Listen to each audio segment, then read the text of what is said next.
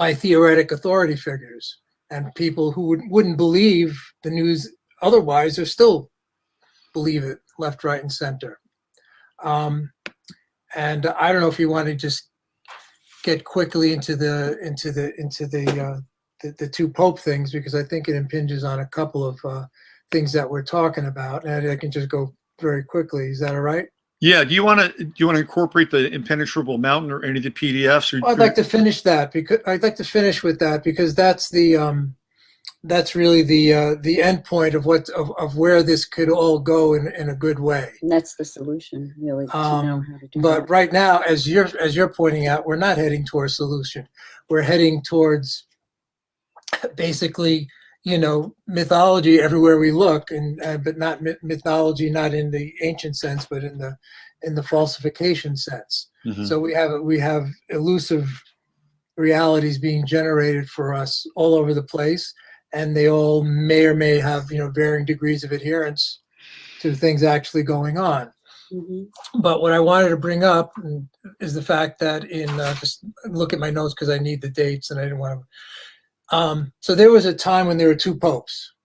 It was called the Great Schism, and this took place from 1378 to, it's under the cap, 14. He just sat on his notes. 1417.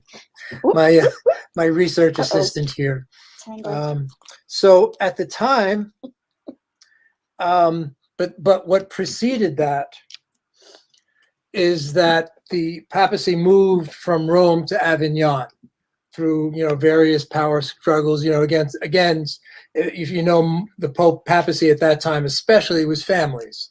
You would get you would have you would become a cardinal. You would basically be a cardinal, have a concubine, and etc. It wasn't have children or be have a family. The whole apostolic no sex thing was not even in the ball game back then. So, but they moved to Avignon, and so they moved to Avignon in 1309. But what happened in 1307? Right, 1307 was when the Templars were arrested. Right, and this would be Clement of the Fifth, I believe, was the Pope, mm-hmm. and he gives Philip the Fair sanction to arrest the Templars, and they arrest them in 1307. 1307. In 1309, the papacy moves to Avignon, so again, it's under the control of France. And so, what was the taking of in this period of time where the papacy is in Avignon is called the Babylonian captivity.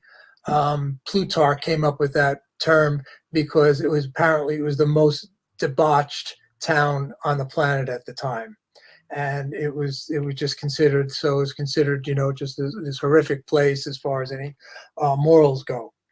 So what happens then though? So then by 1314 is when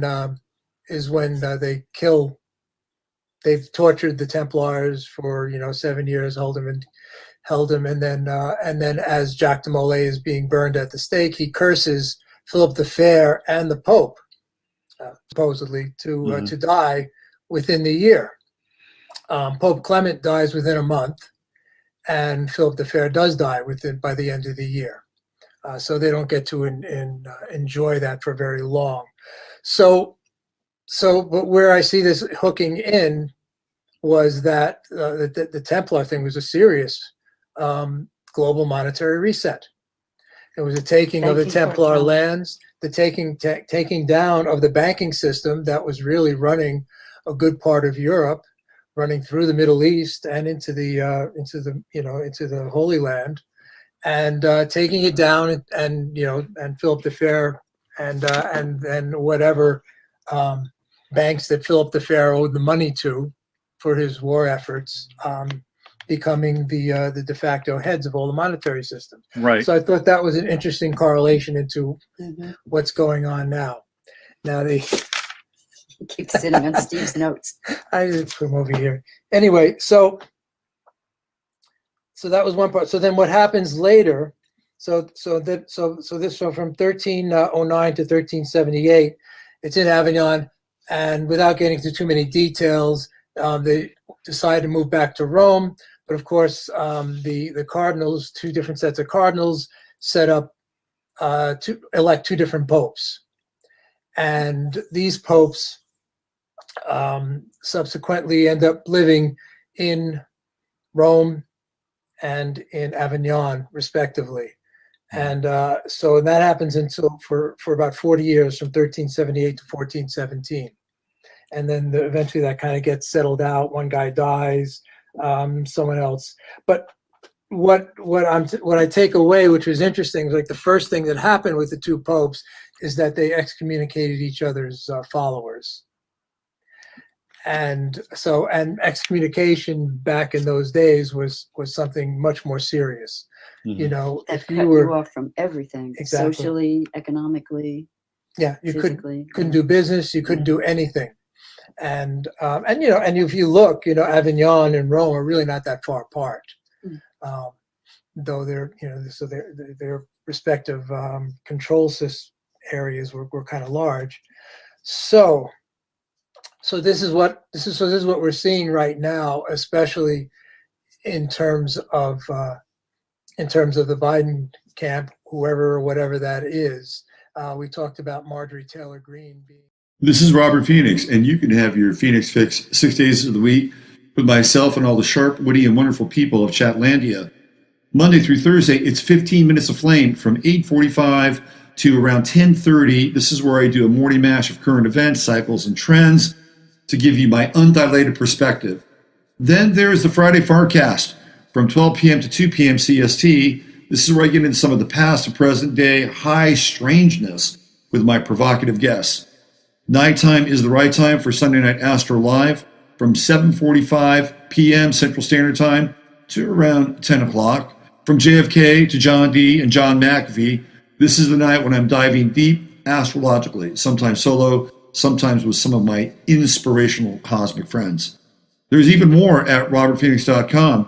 You can read an assortment of my articles, book your astrology reading, take my astrology course, and join my newsletter. It's a great way to stay in touch as all these other prohibitive changes happening on various social media platforms make it more difficult for creators like myself. If you've liked what you've seen and heard, consider supporting my broadcasting by donating. Details are below in the description, or become a member at robertphoenix.com, where you'll gain access to discounts, webinars, and members-only events and content. Thank you so much for subscribing, liking, and commenting. This really helps out. Use your head in order to discern what's real, your heart to stay open to what's possible.